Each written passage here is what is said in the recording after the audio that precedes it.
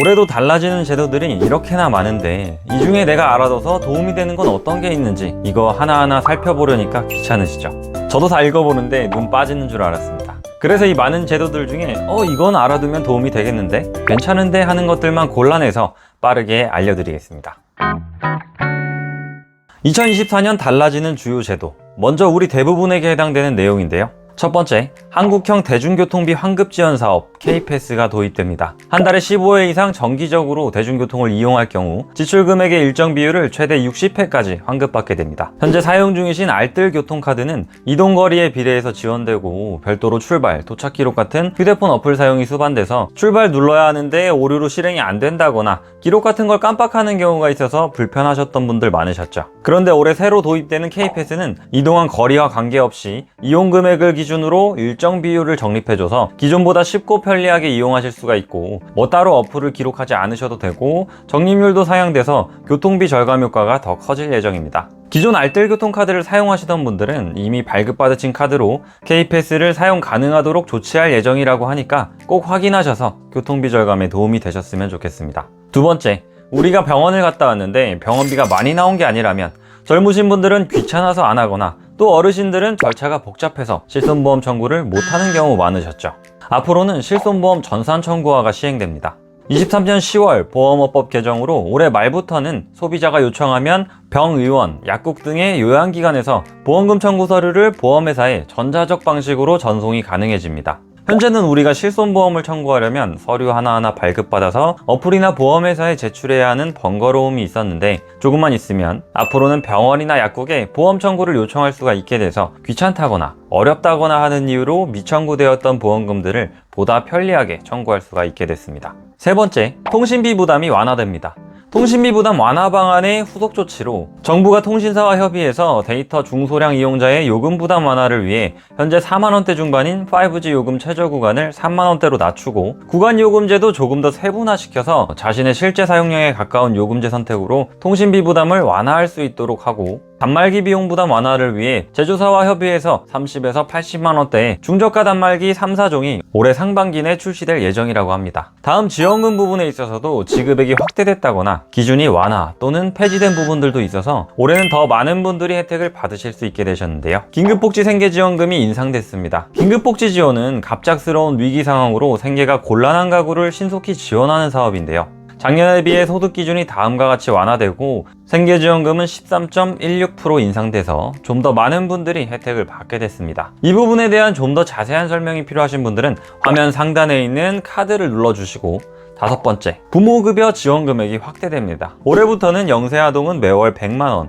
1세 아동은 매월 50만원으로 지원 금액이 변경됐습니다. 신청은 온라인 복지로 정부24 또는 읍면동 주민센터에 방문하셔서 할 수가 있고 또 출생 초기 양육비용 경감을 위한 첫 만남 이용권 바우처가 24년도부터는 다자녀 가구 출생아에게 확대 지원돼서 첫째 아에게는 200만원, 둘째 아 이상에게는 300만원의 첫 만남 이용권을 지급합니다. 여섯 번째, 자녀장려금 대상 지급액이 확대됩니다. 올해 1월 1일 이후 신청하는 분부터 적용이 되고 기존의 자녀장려금 소득 상한 금액이 4천만원에서 7천만원으로 대폭 상향되고 최대 지급액도 자녀 1인당 80만원에서 100만원으로 변경됐습니다. 신청하실 수 있는 분들이 더 늘어나게 됐죠. 이외에도 난임부부 시술비 지원 사업이 소득 기준이 폐지돼서 전국 어디서나 소득 수준 상관없이 모두가 지원받을 수가 있게 됐고 고위험 임산부, 미수가 선천성 이상아의 의료비도 이 소득 기준 제한을 폐지해서 마찬가지로 모두가 지원받을 수가 있게 됐습니다. 다음으로 취업을 준비 중이시거나 생업에 종사 중이신 분들에게 도움이 되는 고용노동부에도 변화가 생겼는데요. 국민취업지원제도의 청년 연령이 확대되고 소득활동 시 구직촉진수당 지급 기준이 변경됩니다. 국민취업지원제도는 15세에서 69세의 저소득층 또는 청년들에게 맞춤형 취업지원 서비스와 소득지원을 제공하는 제도입니다. 그런데 기존에는 국민취업지원제도에서 지원하는 구직촉진수당이 참여자 소득이 일정 금액을 초과하면 지급되지 않아서 생계까지 책임져야 하는 분들은 소득활동의 제한을 이렇게 낮게 잡으면 어떻게 먹고 살라는 거냐는 불만의 목소리가 있었는데요. 그래서인지 소득활동 인정 범위를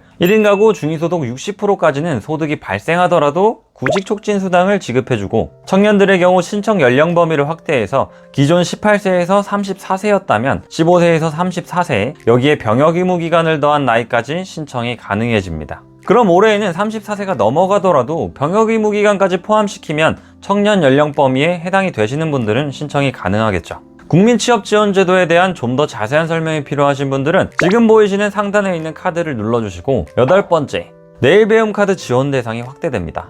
올해부터는 국민내일배움카드 발급 기준을 완화해서 자영업자분들은 연매출 1억 5천만 원 미만인 분들이 발급받을 수 있었지만 24년 1월부터는 연매출 4억 원 미만인 분들까지 발급받을 수가 있고, 또 특수고용 형태 종사자의 경우 최근 3개월간 월평균 소득이 300만 원 미만인 분들에게 발급해줬지만 올해부터는 월평균 소득이 500만 원 미만인 분들에게까지 내일배움카드 발급이 가능해져서 좀 더 많은 분들이 혜택을 보실 수 있게 됐습니다. 이외에도 일자리 채움 청년 지원금이라고 해서 조선업, 제조업, 농업, 해운, 수산업 등 빈 일자리에 취업하는 청년에 대해 3개월 근속 시 100만 원, 6개월 근속 시 100만 원, 총 200만 원을 지급해주고 34세 이하 청년이 국가기술 자격 시험에 응시하는 경우 응시료의 50%를 지원받을 수도 있게 됐습니다. 그리고 추가적으로 몇 가지만 더 살펴보면 24년 2월부터 청년주택드림 청약통장이 출시됩니다. 기존의 청년 전용 청약통장보다 완화된 가입 요건에 높은 이자율과 납입 한도를 적용한다고 하는데요. 기존 소득 제한이 연 3,600만 원에서 5천만 원 이하로 완화되고 이자율은 4.3에서 4.5%로 상향, 납입 한도는 월 2만 원부터 최대 50만 원에서 최대 100만 원까지로 늘어났습니다. 그래서 해당 통장으로 청약에 당첨된 경우 청년 주택드림 대출을 통해 최저 2.2%의 저금리로 분양가의 80%까지 구입자금을 지원해준다고 하니까 19세에서 34세 무주택자이면서 여기에 해당되시는 분들은 하나쯤 가지고 계시는 것도 좋을 것 같습니다.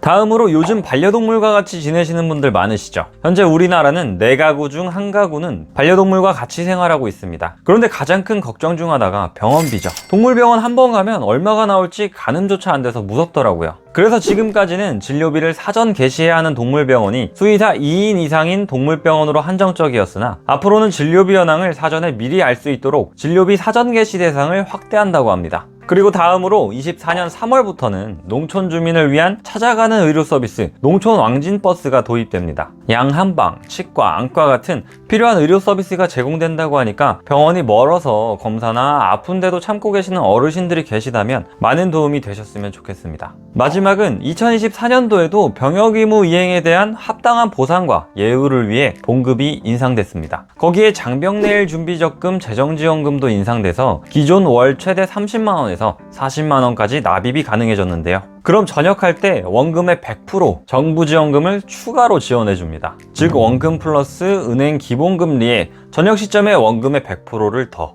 이런 좋은 제도가 진작 있었으면 저도 학교 다닐 때 수업 끝나거나 주말에 힘들게 알바 조금 덜 했어도 살만했을 텐데 라는 생각도 들지만, 그래도 다시 가라고 하면 안 가겠지만 군복무 중이신 분들이라면 정말 잘만 모아서 전역하신다면 꼭 필요하신 곳에 쓰실 수가 있겠네요.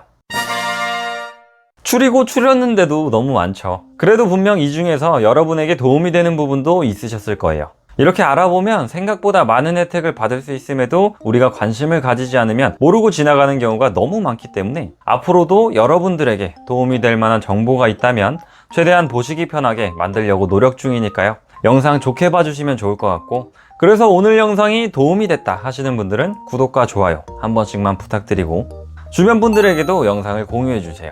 그럼 오늘 영상은 여기까지고요. 다음에도 도움되는 영상으로 찾아뵙겠습니다. 끝까지 시청해주셔서 감사합니다.